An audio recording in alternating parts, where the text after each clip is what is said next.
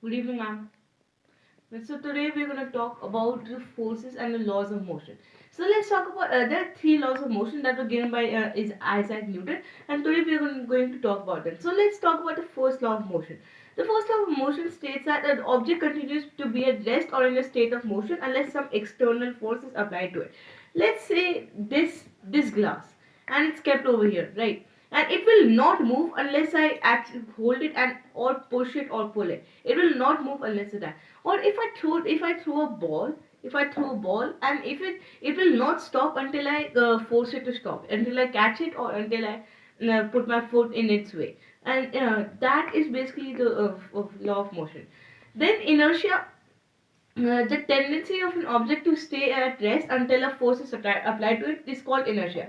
So let's take this glass again. This glass is at inertia, meaning it's not moving, and it will unless I apply a certain force to it, it will not move unless I apply like more force than it needed. So that is called the force of inertia. That is the inertia of any object around you. Everything has inertia. Even you, even this watch, even this car, everything has inertia. And then there's friction. Friction is another thing. Friction always opposes the force of motion. Then we talk about the second law of motion. The second law of the motion says that the rate of change of momentum is proportional to direct applied unbalanced force on an object. So that is directly. So let's say momentum is basically mass into velocity. Momentum is a change in both of these things of an object, and it is directly proportional to the applied force on an object. Let's take this glass again, and it will have zero momentum. It will have no like not a momentum.